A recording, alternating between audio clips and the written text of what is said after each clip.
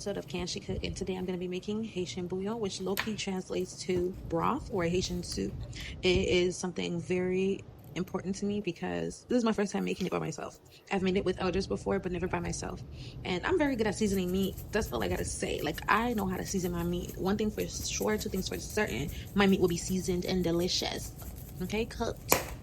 But I remember as a kid, my mom used to make this when I was sick, or anytime she didn't know what to make at home, she would literally make bouillon. I hated it as a kid, but now I find myself craving it from time to time. My boyfriend hates any type of soup, broth, nothing. Like, he don't like, like, he likes his rice.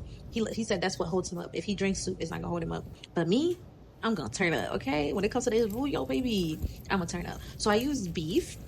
Some people can use what is it called? Goat. I was gonna think of cabbage, which is goat. Some people use different sorts of meats, but we eat beef and chicken in this house, so that's what I'm gonna use. I think some people use pork too, but we don't eat pork. So, like I said, I know how to season my meat, so I cook my meat until tender, baby. Like, I was not playing. No. So I put my meat on the stove on medium-high heat for about like 30 minutes or so, or until I saw, or the meat was sweating. So then I started cutting up my vegetables, slicing and dicing, because we don't play in my kitchen. So I use carrots, potatoes, and I can't even tell you what the other two are. Malanga, I think is one of them. Chayote, is that chayote? I don't even know. I'm gonna try to do some research. If I find out, I'm gonna put it on the screen. But yeah, we put those in. And some plantains as well. But typically in a Haitian soup or bouillon, there would be sliced meat, potatoes, sliced plantains, yams, spinach, watercress, cabbage, celery, and a various amounts of different ingredients.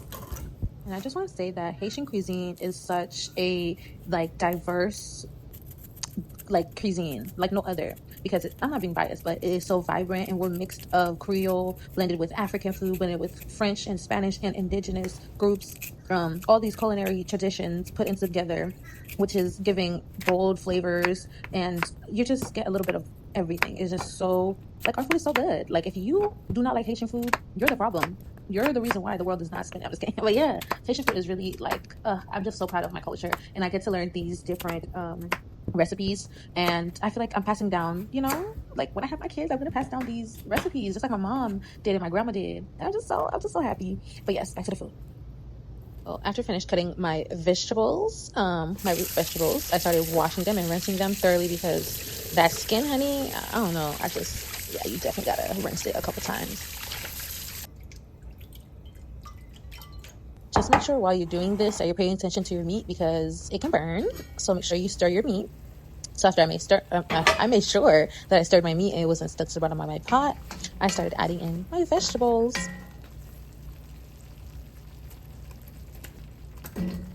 As soon as I added my vegetables in, I added water all the way to the top, because you want it to have enough water so that the vegetables can boil and cook properly and thoroughly. You can opt in to do chicken broth or stock, whatever you want. I just always known to use water, and then we season it after. But you can, to each their own.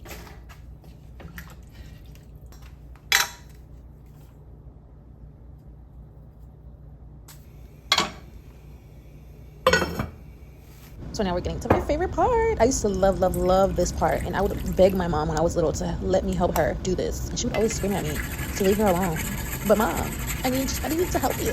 But anyways, I'm gonna make domboy, or they call it dumplings, but it's basically flour, seasoned water, and that's pretty much it. You roll into a little ball, and yeah. So I add my flour. When I saw that, that's how much flour I wanted, I made a little circle, or a little dent in the middle. This reminds me, like when my mom used to build houses in Haiti, they would always use cement, and they would always create that hole. But off topic. Anyways, back to making domboy. Some people say domboy, I don't know why, and some people say it's not tom tom. What is it? I can't remember. But yeah, I call it domboy. I forgot to say they used to call it boy, and that's what I'm gonna call it. Okay, it's your dumplings to you, but domboy to me. So I just mix, and yeah.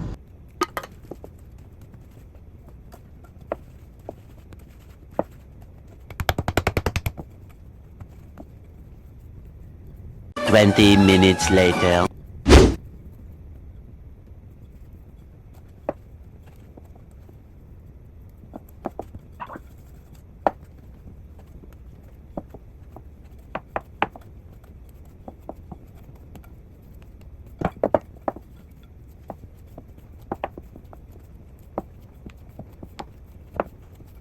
After years of kneading the dough, I put it aside and let it rest for a little bit. And then I start cutting up my carrots. Because carrots tend to cook quicker, so I ended up cutting them last and I set them aside as well.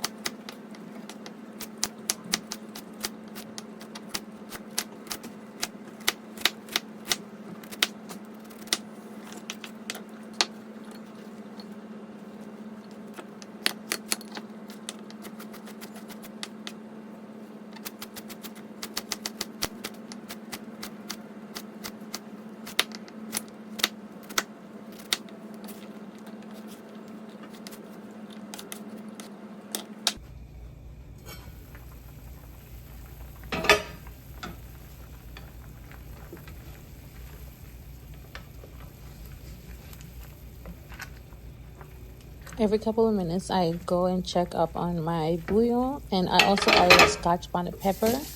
As I saw it was boiling, I added some extra water, and I also seasoned it to taste. So once it boils down a little bit, I'll add my spinach and all my fay or my leaves. So watercress, this is where it would go in along with your carrots, just when everything has boiled down a little bit more.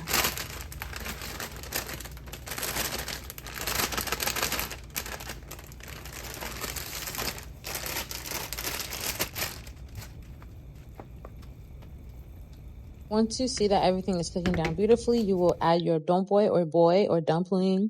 So I form them and then I roll them down, put them in a boiling area. You want to make sure that it's properly boiling, and there you have it. Your bouillon is cooked. If I had a bigger pot, I probably would have added more water, but it was perfect for me. It was good enough for me.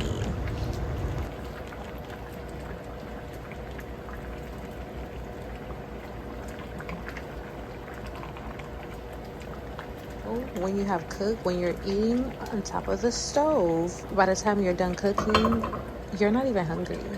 So that's when you know you're a real cook like that.